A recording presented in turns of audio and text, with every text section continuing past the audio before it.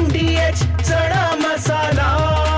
आता छोले असो किंवा चवळी, पांढरे चणे असो किंवा काळे चणे, सगळं काही कमाल बने। MDH। राष्ट्रवादी काँग्रेस शरद पवार गटाच्या नेत्या आणि खासदार फौजिया खान आपल्या सोबत आहेत। मॅडम, एक चर्चा सुरू आहे की आपल्याच गटातील आमदार अस्वस्थ आहेत, दुसऱ्या सत्ता पक्षामध्ये जाण्यात इच्छुक आहे असं देखील म्हटलं जाते। शरद पवारकडे देखील त्यांनी मागणी केलीत की आपण सत्तेत जायला पाहिजे दुसऱ्या। कसं पाहता याकडे? मला तर असं चित्र दिसलं नाही।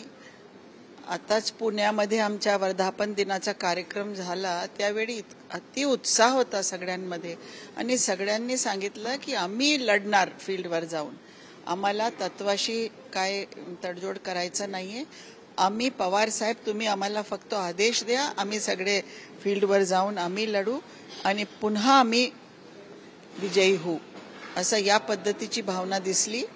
आणि मला असं वाटतं की जे लोक राहिलेले आहेत ते पवार साहेबांच्या सगळ्या तत्वांशी विचारधाराशी ते म्हणजे सहमत आहे आणि त्याच्यामुळे असं काय मला चित्र दिसत नाहीये। अस्वस्थ आहेत का आमदार? कारण की निधी असेल किंवा वेगवेगळे त्यांचे काही प्रश्न आहेत। अस्वस्थता म्हणता येणार नाहीये, पण प्रश्न आहे, कारण खूप अन्याय होतोय, लोकल स्तरावर अन्याय होतोय आणि निधी वाटपामध्ये कुणालाही म्हणजे आमची सरकार होती, आम्ही तसं कधीही केलेलं नाहीये। DPDC मध्ये एक पैसा सुद्धा तुम्ही विरोधकांच्या बोलण्यावर देणार नाही, तर हे तर अतिशय मोठा हे आहे। हे या प्रकारच्या म्हणजे खालच्या पातळीचं राजकारण आतापर्यंत बघितलेलं नाही। तर त्रास आहे, पण त्रास सहन करून लढण्याची तयारी आमची आहे। आपण जर बघितलं स्थानिक स्वराज्याच्या निवडणुका जवळ येत आहे, असं देखील म्हटलं जातं की शरद पवार सगळ्यांसोबत युती करायला तयार आहे, पण भाजप सोडून म्हणजे शिंदे गट असतील किंवा अजित पवार गट असेल किंवा मनसे असेल, अनेक पक्ष असतील, पण भाजप सोडून। आता ते साहेबांच्याच स्टेटमेंट आहेत, कोणी विचारलं असेल त्यांनी सांगितलं, त्याच्यावर मी काय सांगणार, आमच्या नेत्याच्या स्टेटमेंट आहे ते। दुसरीकडे अजित पवार असेल आणि शरद पवार कुटुंबियांनी एकत्र यावं अशी कार्यकर्त्यांची पदाधिकाऱ्यांची देखील भावना आहेत। यावर सुप्रिया सुळेंनी देखील म्हटलं की पावसाळ्यामध्ये रेनकोट घालायची की छत्री याचा अजून निर्णय झाला। कसं पाहता याकडे? कारण की कार्यकर्त्यांची पण भावना आहे की पवार कुटुंबियांनी एकत्र आलं पाहिजे। बघा, आम्ही सगळे एकत्रित वर्षानुवर्ष आम्ही काम केलेलं आहे।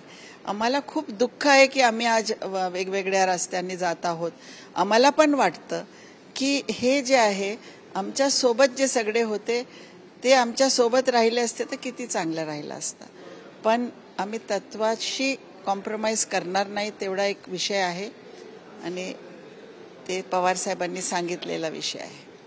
2 दिवसापूर्वी मुख्यमंत्री देवेंद्र फडणवीस असतील आणि राज ठाकरे यांची भेट वांद्रे येथील हॉटेल ताजलँड मध्ये झाली होती। कसं पाहता? कारण की एकीकडे चर्चा सुरू आहे की ठाकरे बंधूंनी एकत्र आलं पाहिजे, तर दुसरीकडे पवार कुटुंबाने, आणि त्यातच आता मुख्यमंत्री आणि राज ठाकरे यांची भेट होते। कारण की ह्यावर आता संजय राऊतांनी देखील म्हटलं आहे की अदानीचा जो अतिक्रमणाचा विषय त्या संदर्भात ही भेट झाली असेल। काय वाटतं आपल्याला?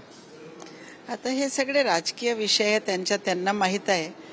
मी आमच्या फक्त सांगू शकते की आम्ही सगळे पवार साहेबांच्या सोबत आहोत, पवार साहेब जिथे राहणार तिथे आम्ही राहणार आहोत आणि आम्हाला माहित आहे की आमच्या नेता शाहू फुले आंबेडकरांच्या विचाराशी निगडीत आहे आणि खरोखर म्हणजे जेन्युइनली, कारण पवार साहेब असे नेते आहे की त्यांनी देशाच्या लोकसंख्येचा विचार करता त्यांनी आपला कुटुंब एकच संतानावर आम्ही संपवणार आहोत असं त्यांनी निर्णय घेतला होता, त्याच्यावर ते ठाम राहिले। त्यांनी एकच संतान त्यांची आहे सुप्रियाताई, आणि आज सुप्रियाताई कुठल्या स्तरावर गेलेली आहे आपल्याला हे बघता येईल।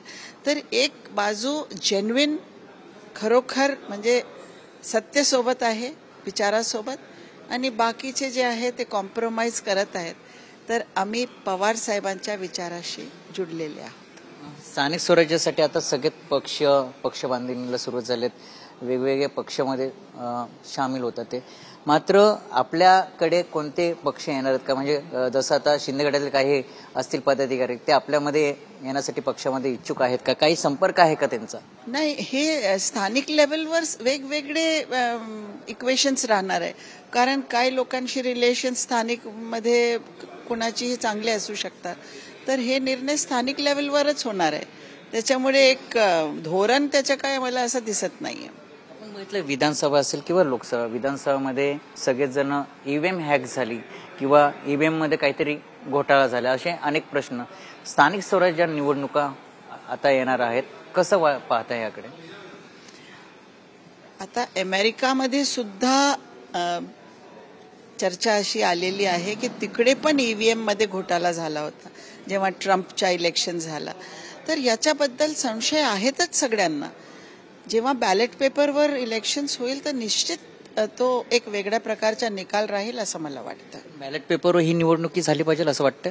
मला वाटतं की बॅलेट पेपरवरच निवडणूक झाली पाहिजे. प्रत्येक निवडणूक बॅलेट पेपरवर होणं आवश्यक आहे.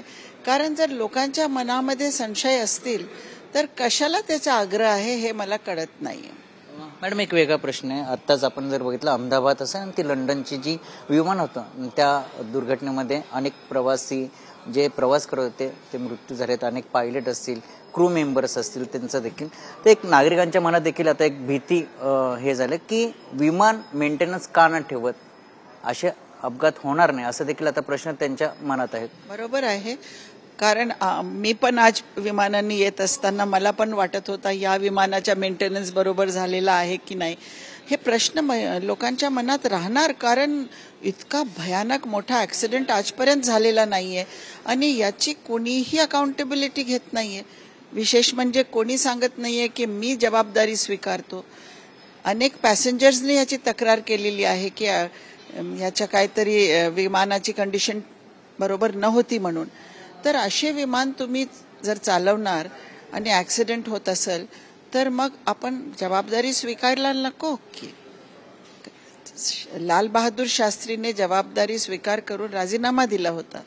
आज तो कोणी करत नाहीये. एक तर याची पूर्णपणे इन्क्वायरी झाली पाहिजे आणि याची अकाउंटेबिलिटी सरकारने स्वीकार केली पाहिजे असं मला वाटतं. अनेक पक्ष बोलतात ह्यामध्ये राजकारण कुणी करू नका असं देखील म्हटलं जातं. राजकारणची गोष्टच नाहीये. ते राजकारण काय आहे? राजकारणचा सवालच येत नाहीये. कारण इतका भयानक ऍक्सिडेंट आहे. मेडिकल स्टुडंट सगळे त्याच्यात गेलेले आहे. हे देशाचं किती मोठं नुकसान आहे. आम्ही तर हेच म्हणतो की मेंटेनन्स नाही तर कोणाची जबाबदारी आहे की सगळ्या प्लेन्सची मेंटेनन्स. रेल्वेचे ऍक्सिडेंट्स होत आहेत. आपल्या 14 पूल एका वर्षात मान्सूनमध्ये पडत आहेत. एअरपोर्ट्सचे छत पडतात. मोठे मोठे भेगा पडतात रस्त्यांमध्ये. तर हे सबस्टँडर्ड क्वालिटीला कोण जबाबदार आहे हा प्रश्न नाही का विचारणार आम्ही?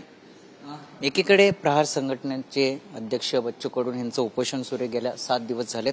आज उपोषण त्यांनी स्थगित केलेत. अनेक प्रश्न आहेत शेतकऱ्यांचे असतील, कारण शेतकऱ्यांच्या आत्महत्याच्या प्रमाण वाढत आहे. शेतकऱ्यांचं जे कर्ज आहे ते माफ करा ह्यांच्यासाठी त्यांचं आंदोलन सुरू आहे. 2 ऑक्टोबरला जर आमच्या मागण्या पूर्ण न झाल्या तर आम्ही मंत्रालयामध्ये आंदोलन करू असा देखील इशारा बच्चू कडूंनी दिला.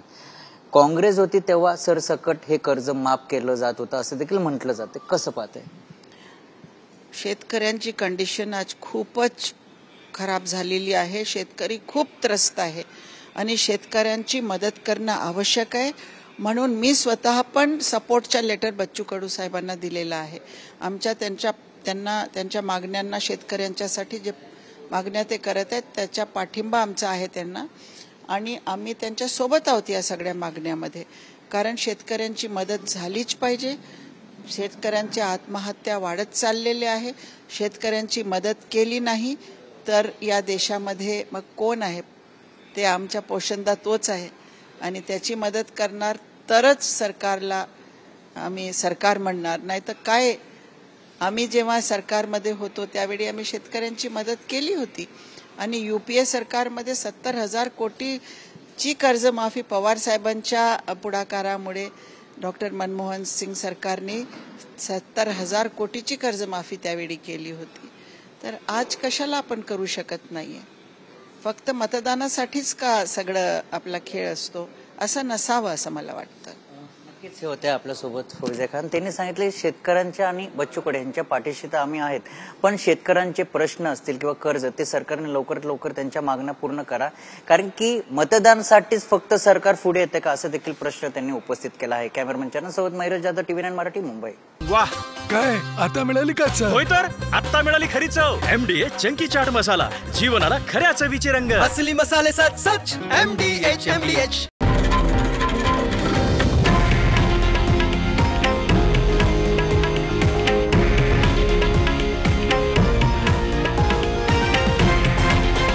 हे आहे देशातील नंबर 1 न्यूज नेटवर्क आणि आपण पाहत आहात TV9 मराठी, एकमेव.